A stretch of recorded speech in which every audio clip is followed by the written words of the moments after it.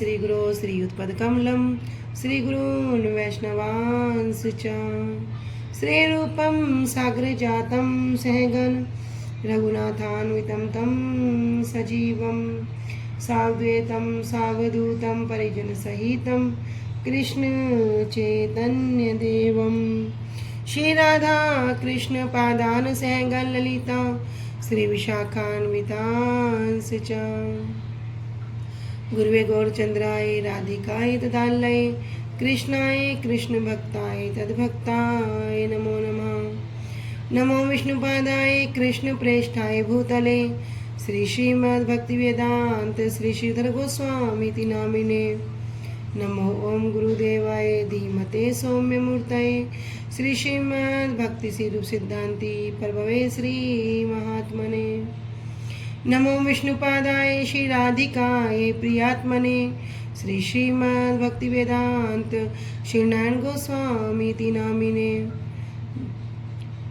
वाञ्छाकल्पतरुभ्यश्च कृपा सिन्धुभ्यैव च पतितानां पावनेभ्यो वैष्णवेभ्यो नमो नमः। पंचतत्त्वात्मकृष्णं भक्तरूपं स्वरूपकं भक्तावतारं भक्ताख्यं नमामि भक्तशक्तिकं श्रीकृष्ण चैतन्य प्रभु नित्यानंद श्री अद्वैत गदाधर श्रीवासादि गौर भक्त वृंदा। हरे कृष्णा कृष्णा कृष्णा हरे हरे हरे राम राम राम हरे हरे। सर्वप्रथम परम आराध्यतम गुरुवर जय ओम विष्णुपाद अष्टोत्तर शत श्री श्रीमद् भक्ति वेदांत श्री श्रीधर गोस्वामी महाराज जी के श्री अभय चरण सरोज में अनंत कोटि दंडवत प्रणाम अर्पित करती हूँ।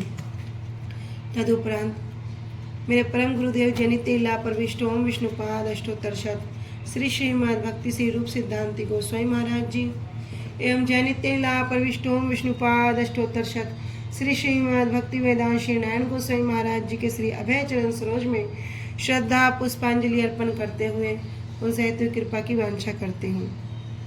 ग्रंथकार श्री कृष्णदास कविराज गोस्वामी जी, श्रीमन नित्यानंद प्रभु अखंड गुरु तत्व श्रीमन महाप्रभु एवं समस्त परिकरों के चरणों में अनंत कोटि दंडवत प्रणाम अर्पित करते हुए उनसे हेतु कृपा की वांछा करती हूँ। उपस्थित वैष्णवजन भक्तवृंद सभी को मेरा यथा योग्य दंडवत प्रणाम स्वीकार हो। सभी को हरे कृष्णा दंडवत प्रणाम। हरे कृष्णा दीदी दंडवत प्रणाम सभी को। हरे कृष्णा दीदी सभी को दंडवत प्रणाम। हरे कृष्णा। श्री गुरुदेव की अहेतु की कृपा से दंडवत प्रणाम। हमारा जो ग्रंथ चल रहा है उसका नाम है श्री श्री चैतन्य चैतामृत। श्री श्री चैतन्य चैतामृत ग्रंथ के अंतर्गत हम श्रवण कर रहे हैं मध्य लीला षोडश परिच्छेद, जिसमें हम कल कर चुके हैं प्यार संख्या 70 तक। अब हम आगे श्रवण करेंगे। तो यहाँ पे बड़ा सुंदर प्रश्न किया कि इन्होंने कुलीन ग्रामवासियों ने पहले की भांति प्रश्न किया। पहले पूछ रहे भैया कौन वैष्णव है, अब भी वही प्रश्न है कि प्रभु आज्ञा करो, हमारे लिए क्या कर्तव्य है, क्या हमारे लिए साधन है।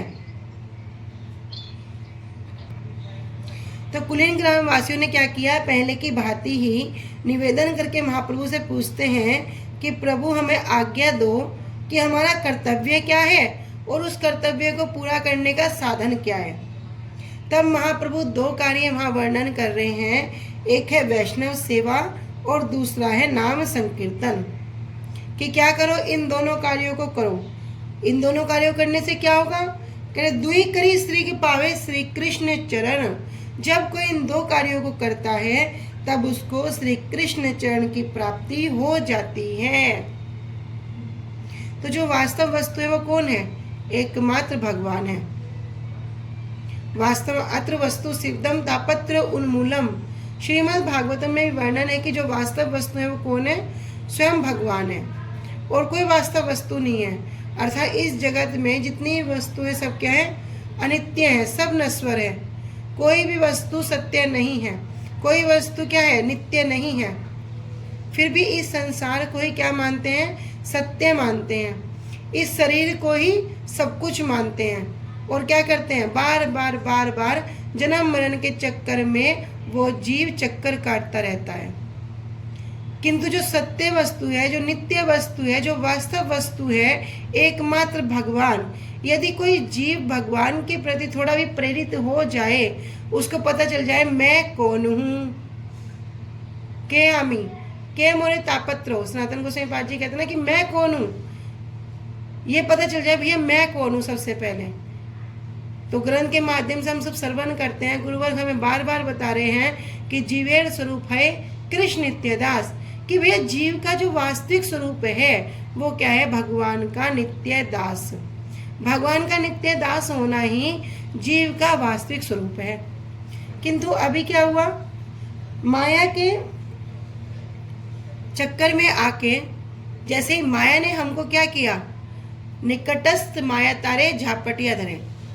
माया तो निकट ही खड़ी है, हम तो गर्भ में कहते हैं प्रभु आपकी सेवा करेंगे, प्रभु आपका नाम करेंगे, आप एक बार हमें इस यहाँ से निकाल दो। ये जो गर्भ में रहना ना बड़ा कष्टदायक है। किंतु जैसे ही निकलते हैं, माया देवी क्या करती है? निकट ही खड़ी होती है और तुरंत उस जीव पे झापट लेती है, उसको अपने अंडर में कर लेती है। फिर भूल जाता है, फिर तो ये मेरी माता, ये मेरे पिता, ये मेरा घर, ये मेरा परिवार, ये मेरा भाई, इसी चक्कर में फिर से नए बंधन को बनाना शुरू कर देता है, फिर से उसी उधेड़ बुन में लग जाता है। गुरुजी बताते ना, आए थे हरि भजन को ओटन लगे कपास। आए किस लिए थे? कि जल्दी जल्दी भगवान का भजन करेंगे, वापस अपने पिता के घर वापस जाएंगे। लेकिन वापस आए क्या कर रहे हैं? फिर संसार की सेवा में लग गए। वास्तव वस्तु की सेवा से कोई तात्पर्य नहीं रहा, जानते ही नहीं है, अपने वास्तव स्वरूप को ही भूल गए। तो तात्पर्य कैसा रहेगा? अब तो इस शरीर को ही मैं समझ लिया और इस शरीर से जितने भी संबंधित है, चाहे घर हो, गाड़ी हो, बंगला हो, रिश्ते हो, ये सब मेरा है। इस प्रकार विचार हो गया। तो क्या ऊपर कौन सी वस्तु हो गई? ये संसार हो गया। ऊपर क्या हो गया? मैं हो गया।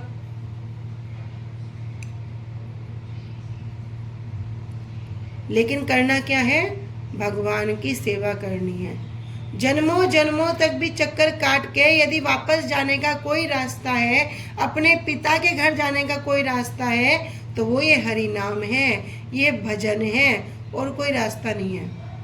एक कथा सुनाते ना गुरुजी कि एक बार एक छोटा बच्चा कहीं अपने पिता से लड़के घर को छोड़ के चला गया।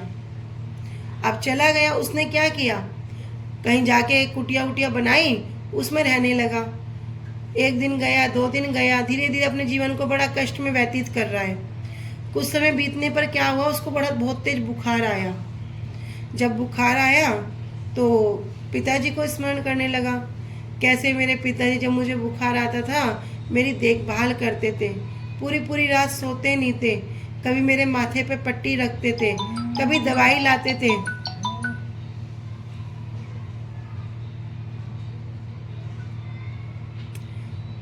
इस प्रकार विचार करने लगा।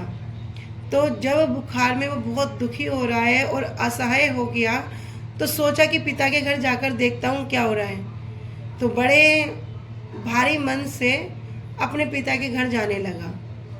जाकर क्या देखता है कि घर का दरवाजा तो खुला पड़ा है। आश्चर्यचकित हो गया, बहुत आश्चर्यचकित हो गया।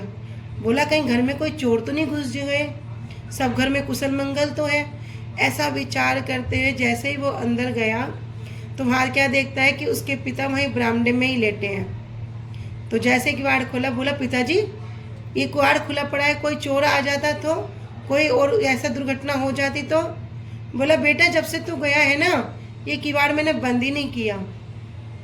क्यों नहीं किया? कह रहे कभी ना कभी तो तू वापस आएगा, और अगर जब तू वापस आएगा और ये किवाड़ तुझको बंद मिला तो मुझे पता था कि कहीं ना कहीं तू बाहर से बाहर लौट ना जाए, इसलिए मैंने कभी ये गेट बंद ही नहीं किया। इसी तरह हमारा भी है, हम भी सब भगवान के बच्चे हैं, सब भगवान के बच्चे हैं। उसी प्रकार जो वे पिता क्या करते ना, वो दरवाज़ा खुला छोड़ देते हैं, क्योंकि हम तो नालायक हैं, हमने गुस्से में आके अपने पिता को ना समझ के, या हमने अपने भोग वांछा के लिए क्या किया, अपने पिता से मुंह फेर लिया, परम पिता से मुंह फेर लिया। लेकिन वो परम पिता तो बड़े कृपालु है ना, वो तो अपने बच्चे के हृदय को जानते हैं कि चलो कोई बात नहीं, एक ना एक दिन तो ये वापस आएगा। अगर मेरा गेट बंद हुआ तो कहाँ जाएगा। वो भगवान भी कृपालु हैं, और वास्तव में भगवान ही कृपालु हैं।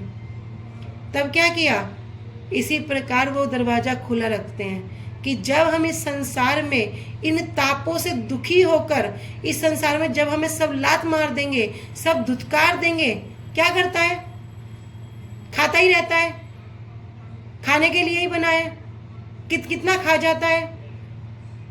कोई बोलेगा सारा दिन करते क्या हो, कोई कुछ। बच्चे माँ बाप को बोलेंगे तुमने हमारे लिए क्या किया है।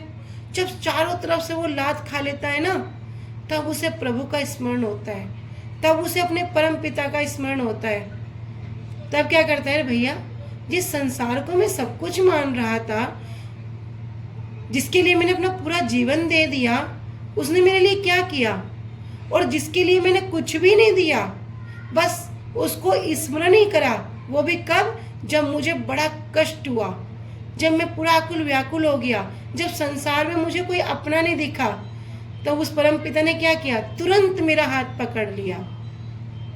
तो ऐसे ही हम सब भी भगवान के बच्चे हैं। जब इस माया रूपी संसार में चोट खाते हैं, तब प्रभु का स्मरण करते हैं। लेकिन वो प्रभु वास्तव में बड़े कृपालु हैं, छोड़ते नहीं हैं।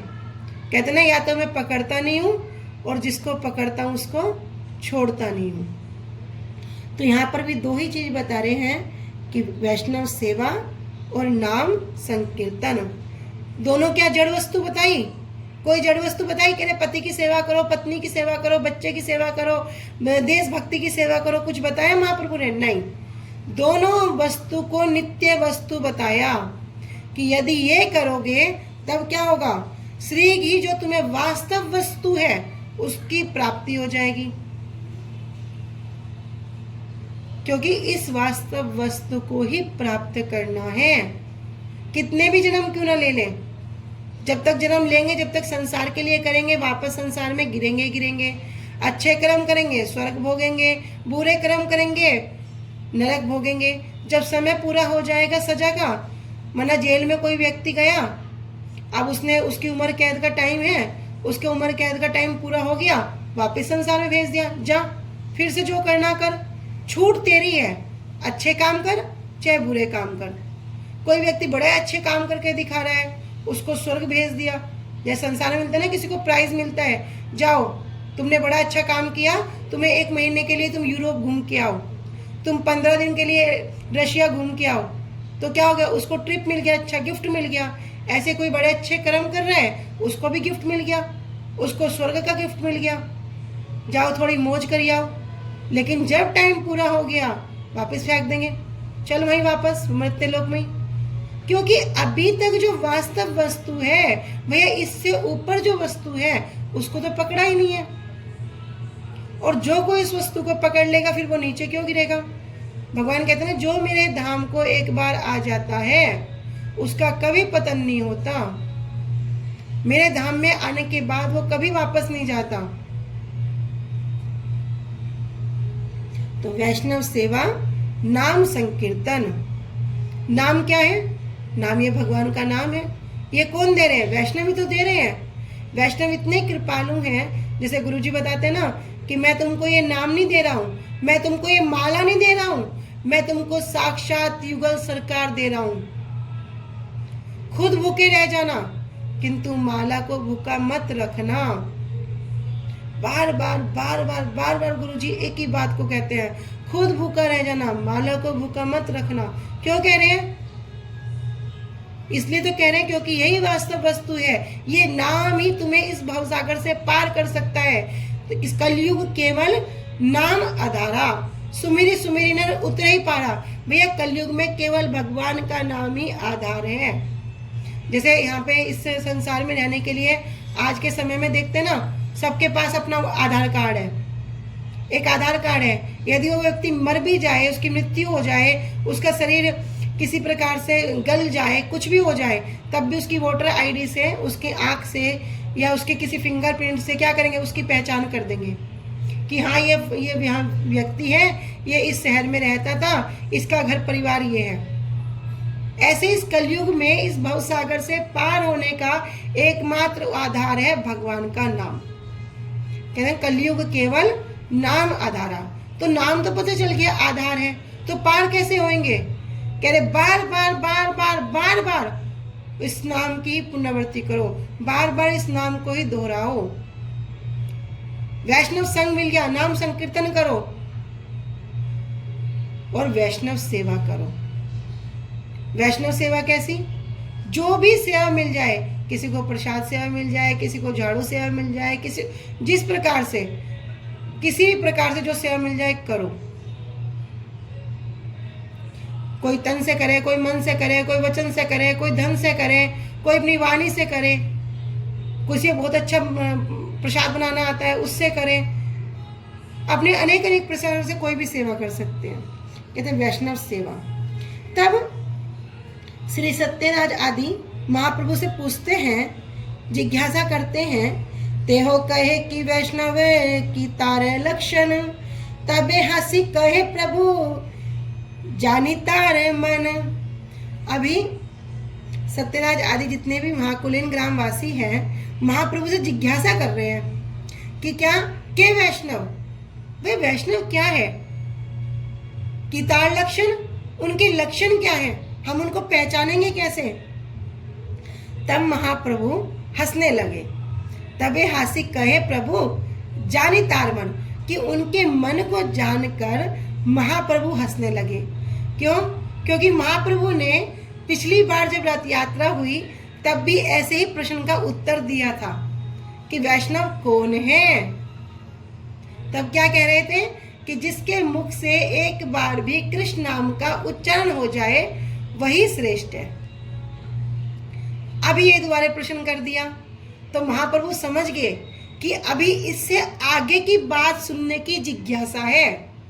अब इनकी यहाँ रुकने की जिज्ञासा नहीं है, बस इतना सुना फुल स्टॉप लग गया हम इतना ही करेंगे, नहीं, अभी इससे ऊपर की बात सुनने की जिज्ञासा है। जिस प्रकार श्री राय रामानंद संवाद में महाप्रभु प्रश्न करते हैं, राय रामानंद जी उत्तर दे रहे हैं।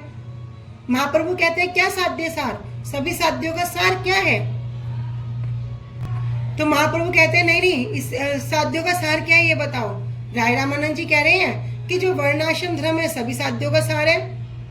महाप्रभु कहते हैं एहो भैया आगे कहा आर, अरे ये तो बाहर की बात है, आगे की बात कहो। क्यों कह रहे हैं? क्योंकि महाप्रभु वहां रुकना नहीं चाहते। महाप्रभु जो गूढ़ तत्व है, गूढ़ सिद्धांत है, उसको देने के लिए आए हैं। कह रहे एहो भैया ये तो बाहर की बात है, आगे की बात कहो। तो वहां राय रामानंद जी ने एक प्रश्न उत्तर करते हैं, करते करते करते करते जब दास्य सख्य वत्सल्य इन भक्ति पे जाते हैं तब महाप्रभु कहते हैं एहो है, आगे कहे यार, हाँ ये तो है पर अभी आगे की बात कहो। इधर राय रामानंद जी कहते हैं कि जो सख्य भक्ति है वो इसे भी साध्यों का सार है।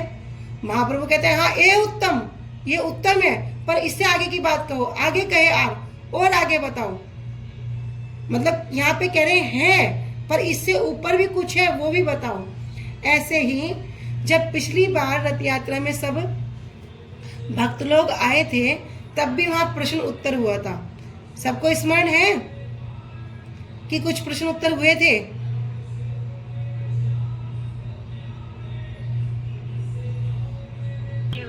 वैष्णव कौन किस प्रकार जाते? पहले तो उन्होंने पूछा था कि हमारा क्या धर्म है, फिर उन्होंने पूछा था कि वैष्णव कौन किस प्रकार जाते। हाँ, तो इस प्रकार ही पिछली बार भी क्या किया था, सबने प्रश्न किए थे।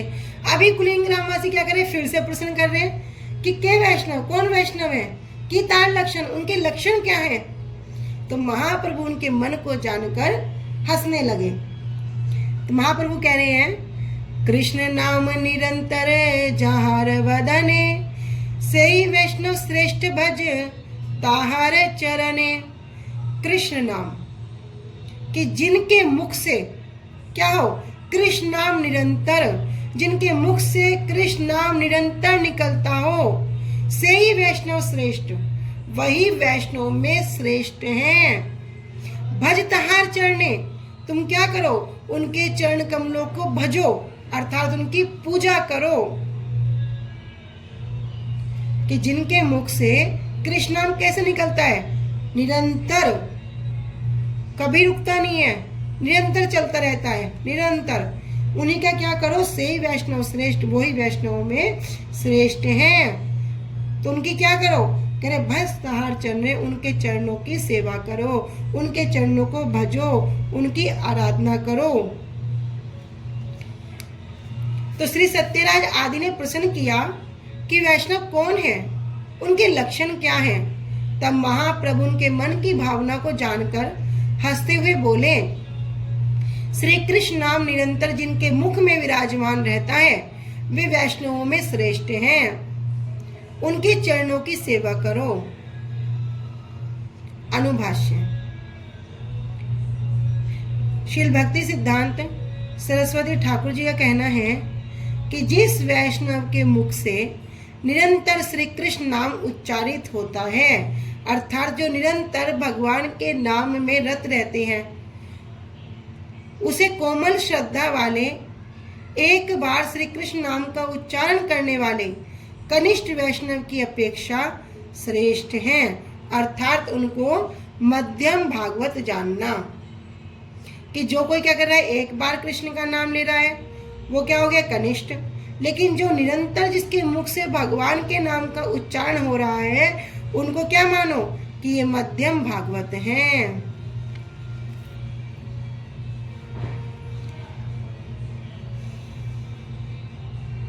उनके चरणों की सेवा करना। श्री रूप गोस्वामी पाद जी उपदेशामृत में कह रहे हैं, प्रणति विश्चय भजंतम ईशम, अर्थात जो मध्यम अधिकारी है, मध्यम अधिकारी भागवत को परस्पर परिणाम रूपी व्यवहार करने के लिए उपदेश दिया है। निरंतर, कह रहे निरंतर शब्द का तात्पर्य क्या, कि निरंतर उसके मुख से भगवान का नाम उच्चारित हो। तो निरंतर शब्द के यहाँ किस प्रकार अर्थ बताए, कह रहे निहा अंतर। निरंतर क्या हो गया, नास्तिवाचक। अंतर मतलब भेद, अंतर क्या मतलब बाधा। जो निरंतर, जो निरंतर ना लिया जा सके, कह रहे जिसमें अंतर अर्थात किसी प्रकार की बाधा आ जाए। और कह रहे निरंतर, किसी प्रकार की बाधा आए ना, कंटिन्यू चले। तो कह रहे कि जिसमें किसी प्रकार की बाधा नहीं हो। श्री कृष्ण सेवा के अतिरिक्त अन्य अभिलाषाएं, चाहे वो कर्म हो, चाहे वो ज्ञान हो, और चेतन वृत्ति के कार्य में शिथिलता अर्थात आलस्य। चेतन वृत्ति अर्थात जो वस्तु चेतन है, जो वस्तु चिन्मय है, भगवान और भगवान से संबंधित जो सेवाएं हैं, इन विषय में, इनके सेवा में किसी प्रकार की शिथिलता या किसी प्रकार का आलस्य, ये सभी क्या है, ये सभी बाधा है, ये सभी अंतर है। अंतर शब्द का तात्पर्य क्या हुआ, बाधा। तो ये सभी क्या है, बाधा है। जो कोई भगवान की सेवा करने में क्या करता है, शिथिलता कर रहा है, आलस्य कर रहा है, तो सब क्या है, बाधा है। कैसे आलस्य कर रहा है, कभी कर्म को आगे रख दिया, कभी ज्ञान को आगे रख दिया। कह रहे अन्य अभिलाषाएं। तो श्री रूप गोस्वामी पाद जी एक श्लोक में वर्णन करते हैं, जिसको हम कई बार श्रवण कर चुके हैं। अन्य अभिलाषिताम शून्यम ज्ञान कर्मादि अनावृतम आनुकूल्यन कृष्ण अनुशीलनम भक्तिर उत्तमा। कि भक्ति तो अनेक प्रकार की है। कोई कहेगा देशभक्ति, कोई कहेगा पितृभक्ति, कोई कहेगा मातृभक्ति, कोई कहेगा राज्य भक्ति। अनेक अनेक प्रकार से भक्ति को नाम दे दिया। फिर कर्म मिश्रा भक्ति, ज्ञान मिश्रा भक्ति, आरोप सिद्धा भक्ति, संग सिद्धा भक्ति। तो भक्ति कहने से भक्ति के तात्पर्य क्या है, समझ नहीं सकते। इसलिए रूप गोस्वामी पाद जी कह रहे उत्तमा भक्ति, एक वर्ड लगा दिया उत्तमा, कि भक्ति क्या है, उत्तम है। कौन सी भक्ति उत्तम है, अन्य अभिलाषिताम शून्यम, जिसमें सभी प्रकार की अन्य अभिलाषाएं क्या हो गई, शून्य हो गई। अन्य अभिलाषिताम, तो यहाँ पर क्या शब्द कहा, अन्य अभिलाषिताम। अन्य अभिलाषा नहीं कहा, अन्य अभिलाषिताम, अर्थात जीव अन्य अभिलाषिताम से तो शून्य हो सकता है, किंतु अन्य अभिलाषा से शून्य नहीं हो सकता। अभिलाषिताम क्या हो गया कि बार बार बार बार मांगने की उसकी वृत्ति हो गई। हठात कुछ परेशानी, प्रभु कृपा करो, प्रभु ये प्रॉब्लम सोल्व कर दो, प्रभु घर दे दो, बार बार मांगने की वृत्ति हो गई। लेकिन अन्य अभिलाषा, हठात कोई विपत्ति आ गई, ऐसी विपत्ति आ गई कि अब उसे कुछ सोच नहीं रहा, तब उसने क्या किया, भगवान का स्मरण किया। फिर कह रहे ज्ञान कर्म आदि अनावर्त। भैया ज्ञान कर्म इनसे वो आवर्त नहीं होना चाहिए, इनसे भक्ति ढकी हुई नहीं होनी चाहिए। अनुकूलिन कृष्ण सिनम, कि सभी जो चेष्टाएं हैं कृष्ण के अनुकूल होनी चाहिए। इसी को ही भक्ति उत्तमा, भक्ति उत्तमा भक्ति कहा गया है। लाशिता अर्थात जो उसकी बार बार बार बार मांगने की जो वृत्ति है, जैसे हमारी वृत्ति बन चुकी है, कुछ भी हो हे प्रभु, कुछ भी हो हे ठाकुर, कुछ भी हो हे गुरुदेव, कुछ भी बार बार मांगने की वृत्ति नहीं बनानी। उसकी जो मांगने की टेंडेंसी होगी ना, वो टेंडेंसी नहीं बनानी। हठात कुछ हो गया, कोई ऐसी विपत्ति आ गई, जैसे एक एग्जाम्पल के थ्रू हमने द्रौपदी जी का सुना कि जब द्रौपदी जी पे ऐसी विपत्ति आ गई कि अब वो असहाय हो गई, अब कोई रक्षा नहीं कर पा रहा, तो भगवान को बोल दिया, हे कृष्ण अब तो शरण तिहारी, अब तो मैं आपके शरणागत हूँ। जैसे गज पे आए कि क्या कर रहे हैं कि मेरी अब रक्षा करो। कौन रक्षा करो? जो सबके स्वामी है वही मेरी रक्षा करो। या फिर हठात के घर में चोर घुस गए, अब क्या किया, गले पे चाकू रख दिया, उस समय याद आ गया, हे प्रभु रक्षा करो। कह रहे ये अन्य अभिलाषा है, इनसे जीव शून्य नहीं हो सकता। लेकिन अन्य अभिलाषिता, कुछ भी नहीं हुआ, बस हम तो ये कर देंगे, हम ये कर देंगे, हम 5 रुपये का प्रसाद चढ़ा देंगे, हम 11 रुपये का, हमारा ये काम बन जाए। ये बार बार मांगने की वृत्ति जो है ना, ये अच्छी नहीं है। इसलिए कह रहे अन्य अभिलाषिताम शून्यम।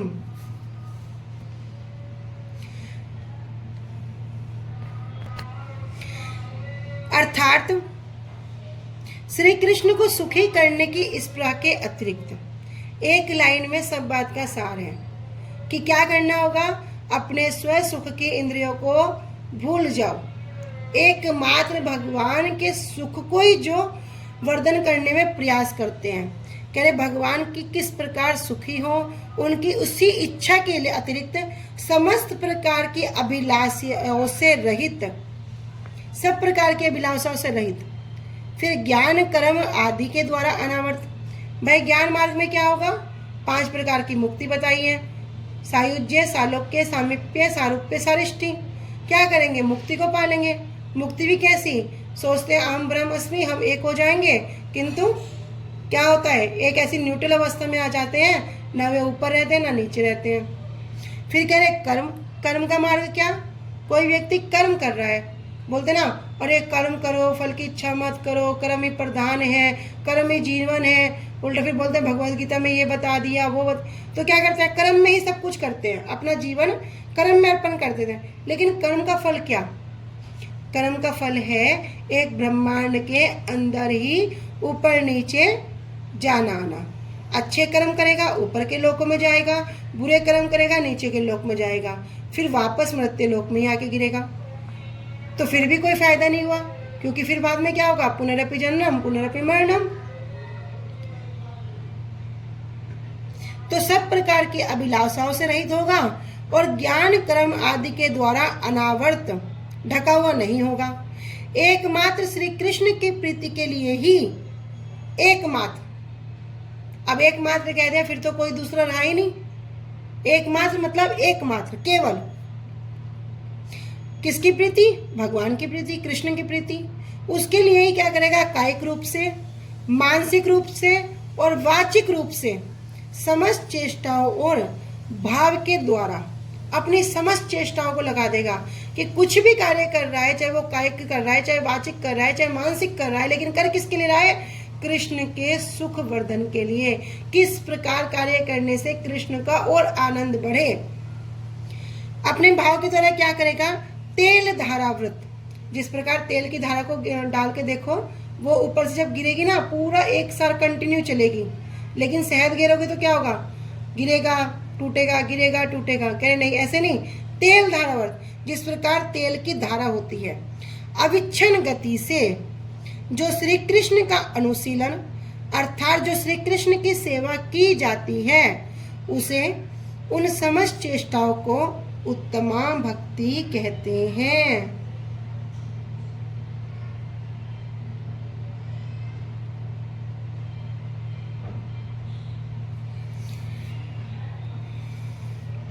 अथवा अभी हमने सुना निरंतर, तो हमने समझा कि अंतर शब्द का अर्थ क्या हो गया, बाधा।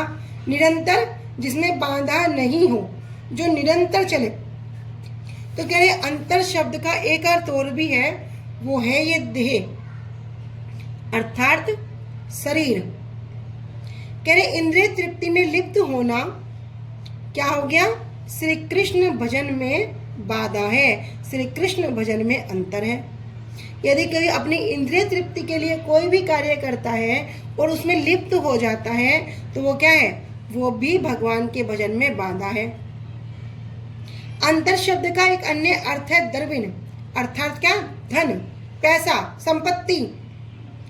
अगर कोई इस धन का सदुपयोग नहीं करता और सदुपयोग नहीं कर रहा है और धन कमाने की चेष्टा कर रहा है, धन को संग्रह करने की चेष्टा भी कर रहा है, सदुपयोग क्या होगा, श्री कृष्ण सेवा में लगाना, वैष्णव सेवा में लगाना, धाम परिक्रमा में लगाना। कोई व्यक्ति धाम जाना चाहता है किंतु सामर्थ्य नहीं है, उसकी सेवा में लगाना। कहीं कोई वैष्णव है, अभी क्या कर रहे हैं, बहुत सारे भक्तों को इकट्ठा करके ले जा रहे हैं, किंतु वहाँ प्रसाद की व्यवस्था नहीं हो पा रही है, उस प्रसाद सेवा में लगाना। भगवान की जो श्रृंगार होता है उस सेवा में लगाना। किसने क्या किया, एकादशी को नियम ले लिया कि मैं हर एकादशी को, मेरे पे इतना सामर्थ्य है, मैं उसके अनुसार क्या करूँगा, एकादशी को ठाकुर जी को माला श्रृंगार दूंगा। मैं इतना तो कर सकता हूँ कि मैं ठाकुर जी की माला श्रृंगार करवा सकता हूँ। तो पुजारी को बोल दिया, प्रभु जी माला में जो माला श्रृंगार होता है, कितनी माला लगती है, कितना खर्च होता है। पुजारी बताते हैं कि देखो इतना रुपये लगता है। ठीक है प्रभु जी, ये मेरी तरफ से हो जाएगा। एकादशी को क्या हो गई, सेवा हो गई। भगवान को क्या हो गया, वो माला अर्पित हो गई।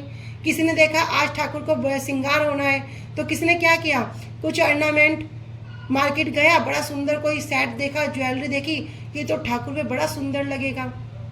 क्या किया, उसने अपने धन से वो लिया और मंदिर में ठाकुर के लिए दिया।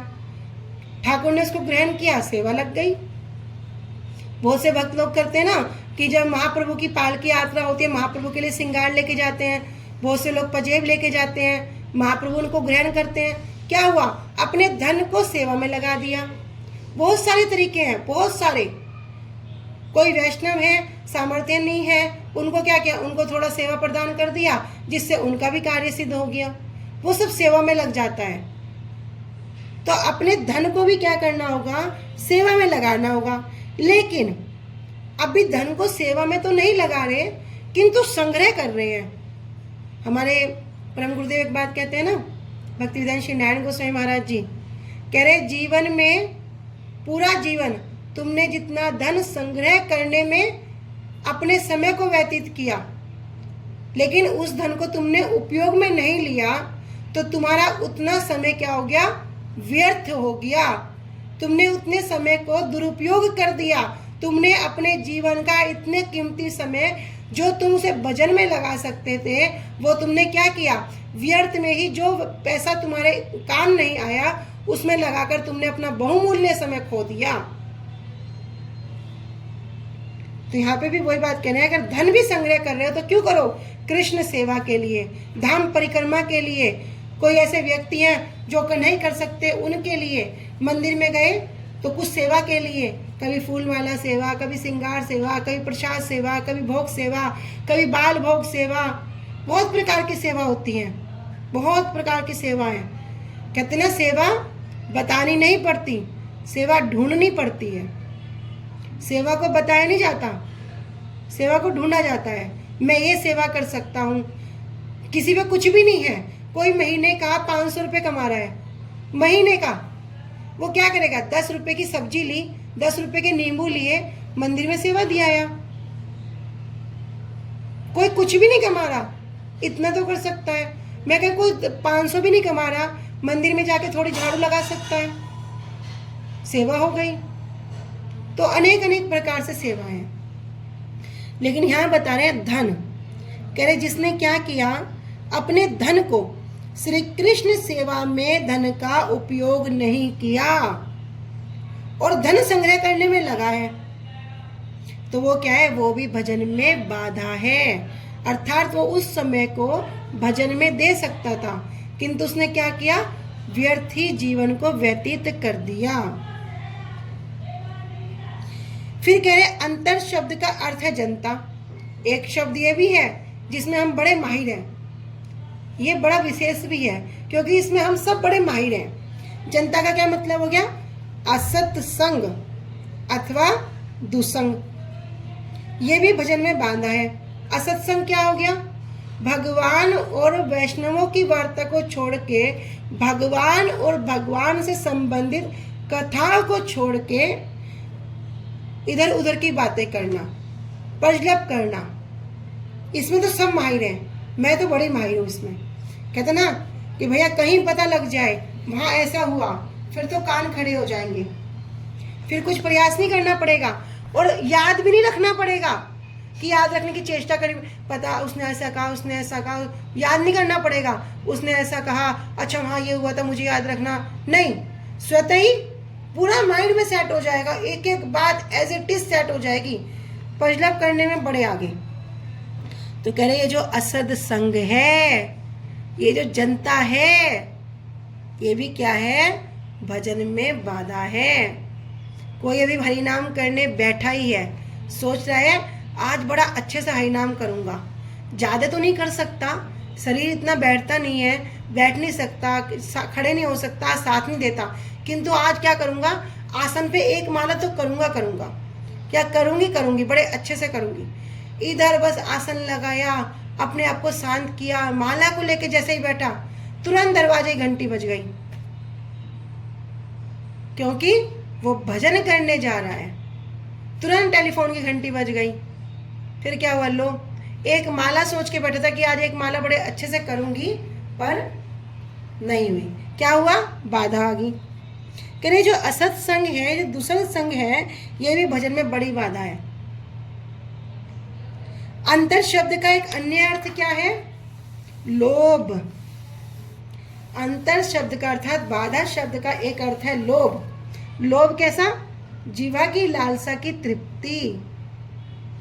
जीवा की लालसा क्या, कि बहुत अधिक धन संग्रह करो, बहुत अधिक धन संग्रह करके क्या करना, अनेक अनेक मतों को ग्रहण करने की लालसा। ये भी क्या है, भजन में बांधा है। कभी मायावादी में गए, मायावादी हो गए, कभी कर्मी में गए तो कर्मी श्रेष्ठ है, कभी ज्ञानी में गए तो ज्ञानी श्रेष्ठ है। अरे वहाँ गौड़े मठ में क्या सिखाते हैं, वो तो ऐसे ही बस हरे कृष्ण करते रहते हैं और ये ऐसे ऐसे करते हैं। हाँ हाँ ऐसी बात है, बस इतना बोल दिया, हाँ हाँ ये राम जी श्रेष्ठ हैं, हाँ गणेश जी श्रेष्ठ हैं, फिर उनकी बात, पता तुम्हें शिव जी भगवान है, ये गौड़े मठ वाले तो कृष्ण को ही भगवान बोलते हैं। तो इस प्रकार से क्या करते हैं, अनेक अनेक मतों को जो ग्रहण करते हैं, जो ऐसी लालसा रखते हैं, मैं यहाँ भी चला जाऊँ, मैं वहाँ भी चला जाऊँ, मुझे यहाँ भी सम्मान मिलेगा, ये सब क्या है, भजन में बाधा है। अंत में अंतर शब्द का अर्थ है पाखंड। पाखंड किस प्रकार, कह रहे निम्नलिखित विचार अथवा कार्य पाखंड है। कुछ यहाँ पर विचार दे दिए हैं, ये विचार और ये कार्य, ये भी क्या है, पाखंड है। अब यहाँ हमने एक शब्द सुना लोभ। भैया यदि ये लोभ संसार में लगाओगे तो बंधन का कारण, यदि इस लोभ को भगवान की कथा, भगवान के नाम, भगवान के कीर्तन, गुरुदेव की वाणी, वैष्णव सेवा में लगाओगे तो यहाँ से मुक्ति का कारण बन जाएगा, सारे बंधन खोल जाएंगे। बंधन कैसे, कहते ना संसार क्या है, कारागार है।